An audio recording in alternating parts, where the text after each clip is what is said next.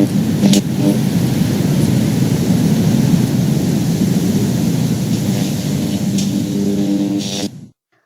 this story is just too good to pass up. I'm over here at Mysterious Universe, and it's called The Connections Between Tesla and Trump.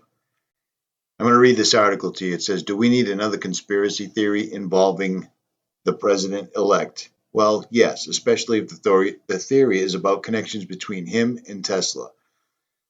This goes back to January 7th, 1943, the day Tesla died, in the hotel room in the Hotel New Yorker in New York City. 2 days later, the FBI ordered the alien property custody to seize Tesla's belongings, even though Tesla was an American citizen. Tesla's entire estate from the Hotel New Yorker and other New York City hotels was transported to the Manhattan Storage and Warehouse Company under the Office of Alien Property seal.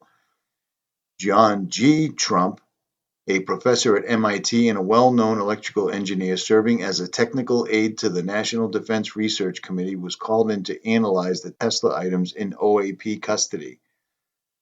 That's from Wikipedia, not WikiLeaks, and John G. Trump is the late uncle of the current president-elect. Dr. Trump died in 1985, but he had a known influence in 2016 on what voters thought of his candidate nephew. My father's brother was a brilliant man. We have very good genetics, and there's a picture of him, what looks like next to a Tesla coil. Donald Trump also revealed that his uncle would tell me many years ago about the power of weapons someday, that the destructive force of these weapons would be so massive that it's going to be a scary world.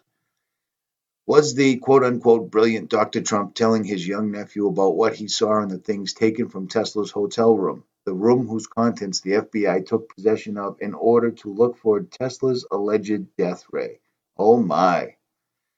Tesla's thoughts and efforts during at least the past 15 years were primarily of a speculative, philosophical, and somewhat promotional character, often concerned with the production and wireless transmissions of power, but did not include new, sound, workable principles or methods for realizing such results.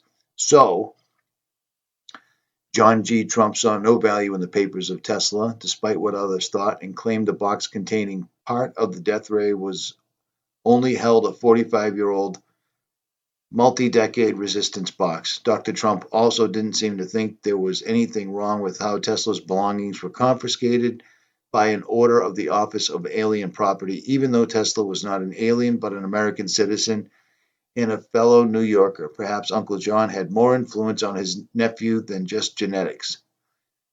But then there's the FBI files on Tesla released in September of this year. One document says the Soviet Union has allegedly had access to some of Tesla's papers, possibly in Belgrade and or elsewhere, which influenced their early research into directed energy weapons, and, name deleted, feels access to much of Tesla's papers on lightning, beam weapons, and or death rays would give him insight into the Soviet beam weapons program. Oh my. The Soviet Union allegedly had access to those papers on Tesla's death ray, the one that Dr. Trump called speculative. Could those papers now be in the possession of the leaders of Russia? Isn't that where a Tesla tower is located? And yes, Russia used this is me speaking, Russia used this exact antenna array to make it stop raining on a May Day parade. That's a fact. You can look that one up.